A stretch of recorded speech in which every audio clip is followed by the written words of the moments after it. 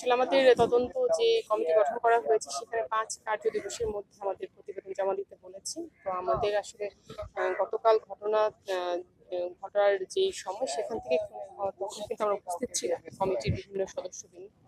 তো আসলে তখন থেকেই শুরু হয়েছে, যেহেতু আমাদের হাতে সময় রয়েছে আমরা আবার একসাথে বসে যাচাই বাছাই করে আমাদের যে দায়িত্ব দেওয়া হয়েছে দায়িত্ব নিরূপণ থেকে শুরু করে সুপারিশ কিভাবে এই দুর্ঘটনা এড়ানো যায় সেটাই আমরা কাজ করব।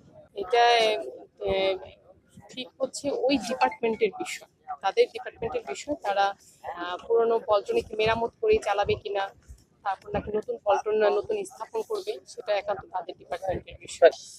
আচ্ছা, ঠিক সংযোগ সড়কের যে বিষয়টা বললেন সেটাও কিন্তু ওই ডিপার্টমেন্টে টেকনিক্যাল যারা লোকজন রয়েছে, আমাদের প্রকৌশলী যারা রয়েছে, তারা কিন্তু যাচাই বাছাই করে তারা দেখবে। তাদের দায়িত্ব যে সংযোগ সড়ক আমরা যে মানে নিজের চোখে যেটা বর্তমানে দেখছি সেটা ঠিক আছে কিনা কিন্তু তাদের দেখার বিষয়।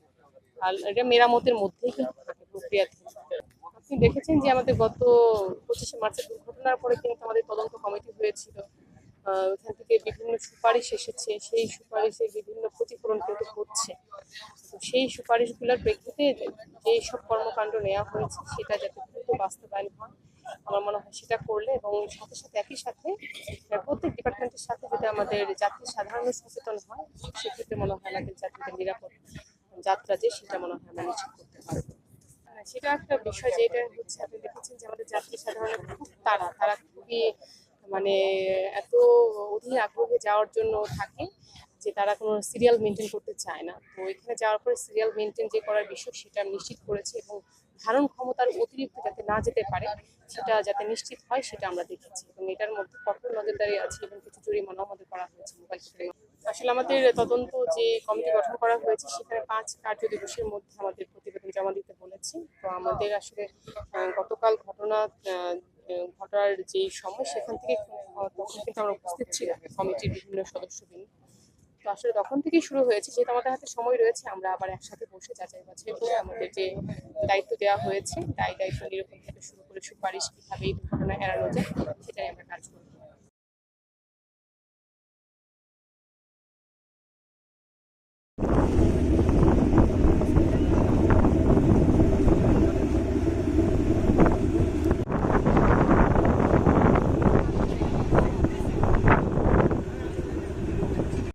করবা এখন পেনাল্টি শাস্তি দিতে হবে, থাকতে হবে, কিছু করার নাই। ধৈর্য ধরো, করো, কেউ খেয়াল করবা না, তুমি এদেরকে ছেড়ে দিচ্ছে।